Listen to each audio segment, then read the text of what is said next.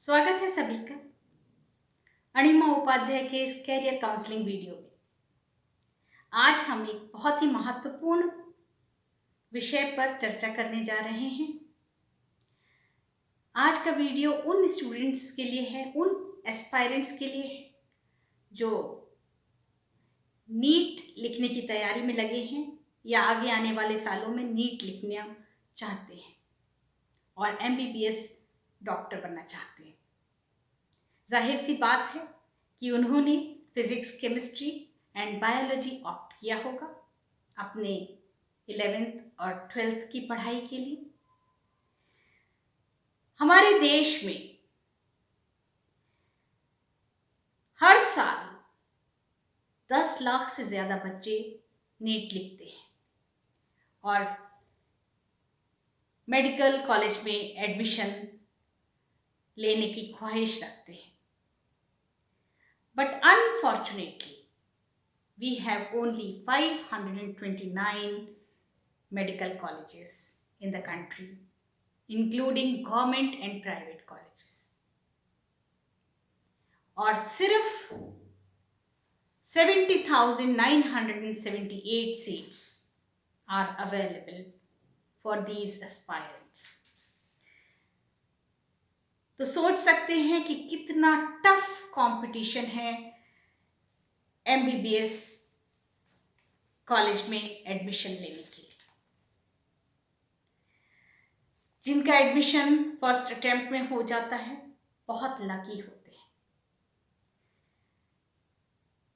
जिनका नहीं हो पाता वो या तो दूसरे ऑप्शंस एक्सप्लोर करते हैं और या फिर सेकेंड, थर्ड और कई बार तो फोर्थ अटेम्प्ट भी लेते हैं,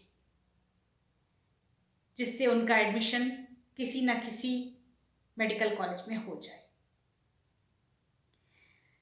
और उसके बाद इतना समय और पैसा ज़ाया करने के बाद वो काफ़ी निराश हो जाते हैं अगर एडमिशन नहीं मिल पाता तो, जबकि इसकी बिल्कुल ज़रूरत नहीं है। तो यही बात मैं इस वीडियो में आपसे करने जा रही हूँ।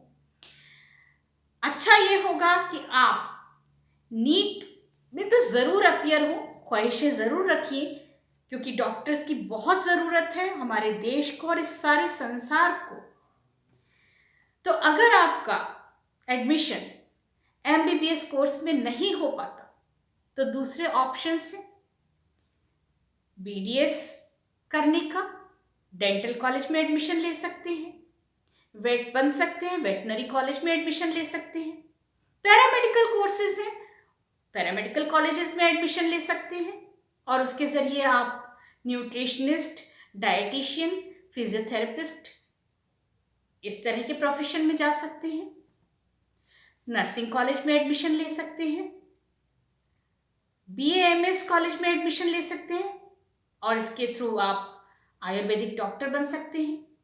होम्योपैथिक कॉलेजेस में एडमिशन ले सकते हैं और होम्योपैथ बन सकते हैं।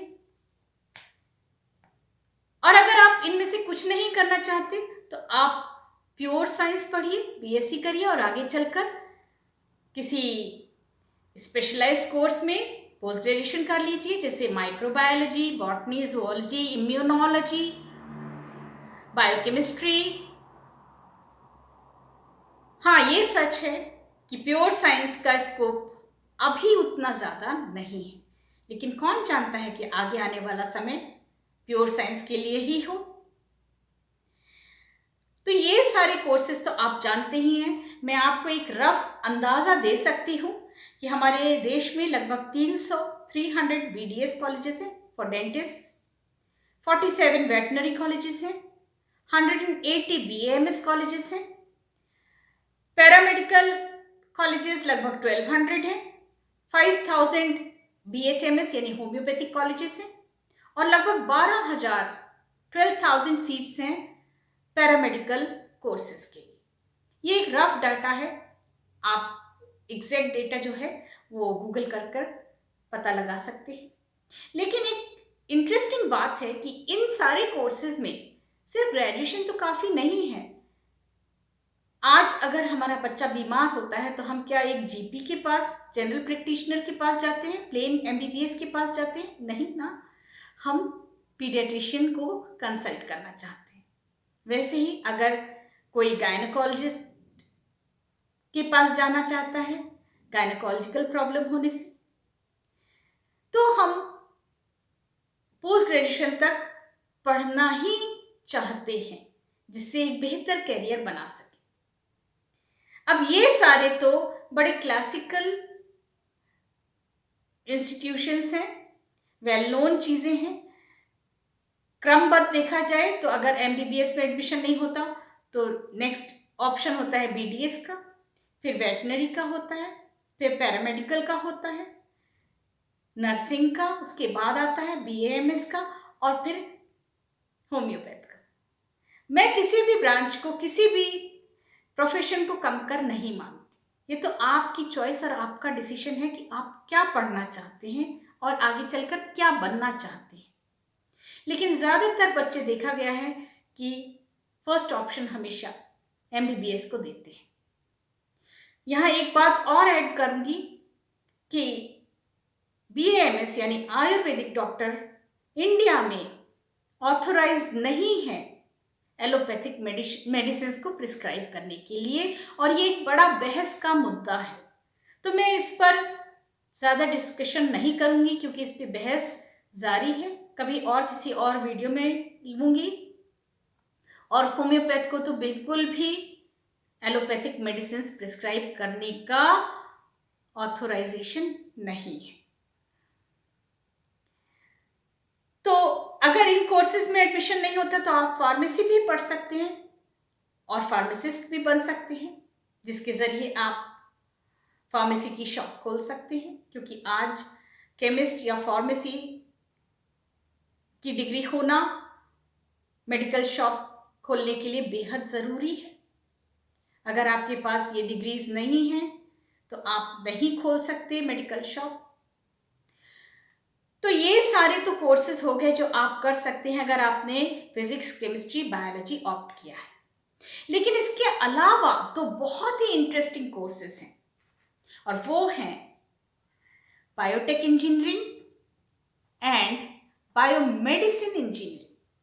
और इन दोनों कोर्सेज में एडमिशन लेने के लिए आप जॉइंट इंजीनियरिंग एंट्रेंस एग्जाम लिख सकते हैं, जिनके थ्रू आप आईआईटीज में इन कोर्सेज में एडमिशन पा सकते हैं, या और बहुत सारे ऑटोनोमस कॉलेजेस में आप एडमिशन पा सकते हैं जेई के थ्रू।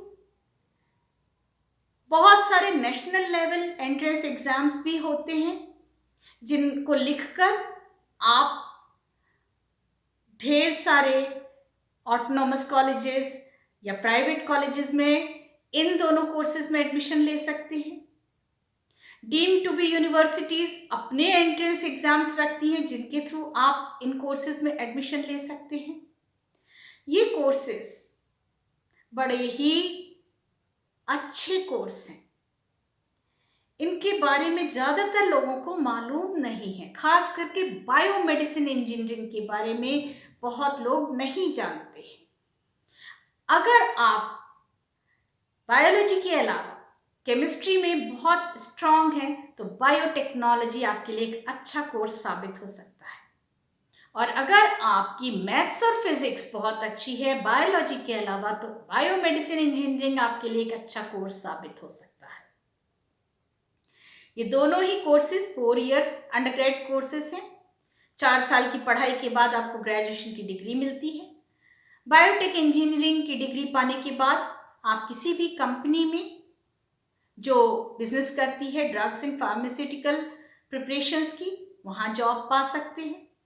और अगर बायोमेडिसिन इंजीनियरिंग में आपने डिग्री ली है तो आप किसी भी हॉस्पिटल का हिस्सा बन सकते हैं जहाँ बड़ी बड़ी मशीन्स पेशेंट्स के इलाज के लिए लगाई जाती हैं। आजकल तो हर हॉस्पिटल में इन मशीन्स का चलन हो गया है। एमआरआई, वेंटिलेटर्स और तमाम तरह की मशीन्स जो हैं वो ये बायोमेडिसिन इंजीनियरिंग के स्टूडेंट्स ही टैकल करते हैं। तो ये कोर्सेज जो हैं इनके ग्रेजुएशन करने के बाद स्टार्टिंग सैलरी इन दोनों की ही 25K से 45K पर मंथ तक होती है। करिकुलम यदि देखा जाए तो बायोटेक इंजीनियरिंग का करिकुलम में 70% बायोलॉजी एंड 30% इंजीनियरिंग पढ़ाई जाती है, जिसमें कि molecular biology, cellular biology, thermodynamics and energy, थोड़ी बहुत जेनेटिक्स, बायोकेमिस्ट्री वगैरह पढ़ाया जाता है। अगर आप बायोमेडिसिन इंजीनियरिंग पढ़ रहे हैं तो उसमें 70% इंजीनियरिंग एंड 30% बायोलॉजी होती है।